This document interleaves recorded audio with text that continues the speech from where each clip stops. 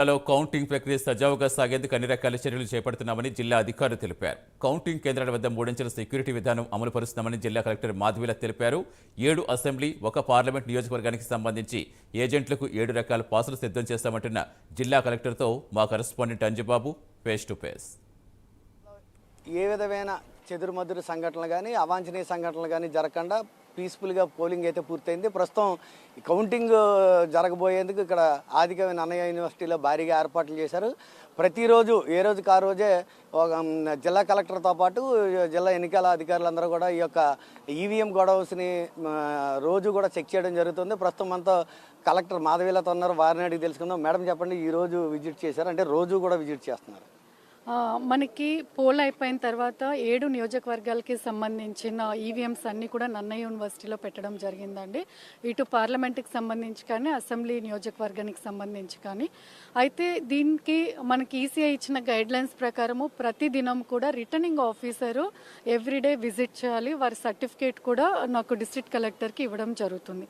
అదేవిధంగా every alternate day నేను SP గారు ఇద్దరం కూడా కలిసి ఈ ఈవీఎంస్ గోడౌన్స్ ఏదైతే ఉన్నాయో స్ట్రాంగ్ రూమ్స్ ఇవి విజిట్ చేసి ఇక్కడ ఏదైనా ప్రాబ్లం ఉందా, సెక్యూరిటీ సరిగా ఉందా లేదా అనేది కూడా చెక్ చేయడం జరుగుతుంది. ముఖ్యంగా చూసుకుంటే కనుక ఏజెంట్లు లోపలికి అంటే పెన్నులు కానీ అంటే మొబైల్స్ ఎలాగా అలౌ చేయమన్నారు, పెన్స్ కానీ వాటర్ బాటిల్స్ కానీ ఇలాంటివి ఏమైనా మీరు అలౌ చేసే అవకాశం ఉందా, లేదంటే వాళ్ళు ఏం చేయాలి?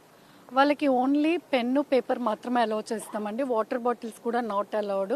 రౌండ్స్కి మధ్యలో కౌంటింగ్ సిబ్బందికి ఎలాగైతే మనం వాటర్ ఇస్తామో అలాగే కౌంటింగ్ ఏజెంట్స్ కూడా లోపలే వాటర్ ప్రొవైడ్ చేయడం జరుగుతుంది. సో వారు ఓన్లీ పెన్ను పేపర్ తప్పితే ఇంకా ఏమి కూడా ఎటువంటి వస్తువు కూడా తీసుకొని రావడానికి ఉండదు.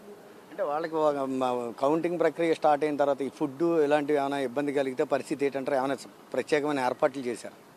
మనము కౌంటింగ్ ఏజెన్సీకి కానీ కౌంటింగ్ సిబ్బందికి కానీ మార్నింగ్ బ్రేక్ఫాస్ట్ 6:30కి ఇక్కడ ప్రొవైడ్ చేయడం జరుగుతుంది. ఎందుకంటే మనకి 8 గంటలకి కౌంటింగ్ స్టార్ట్ అవుతుంది కాబట్టి వీళ్ళందరూ 7-7:30 లోపల వాళ్ళ ప్లేసెస్లోకి వెళ్ళిపోవాలి.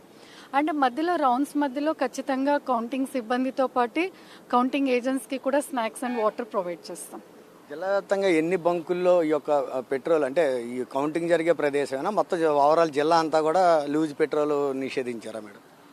మనకి లా అండ్ ఆర్డర్ దృష్ట్యా మనం వేరే జిల్లాలో చూస్తున్నాము. సో మన జిల్లాలో ఇప్పటి వరకు చాలా పీస్ఫుల్గా ఉంది.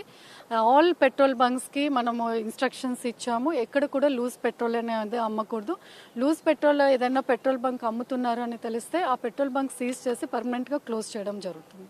ముఖ్యంగా చూసుకుంటే కనుక కౌంటింగ్ ముగిసిన వెంటనే అందరూ కూడా నెగ్గిన అభ్యర్థులు బాణాసంచా కాల్చడం అది ఉంది. అంటే ముందు నుంచి నిషేధించారా బాణాసంచా అనేది, లేదంటే ఆ రోజు ఎలా అనేది ఏదైనా ఉందంటారా?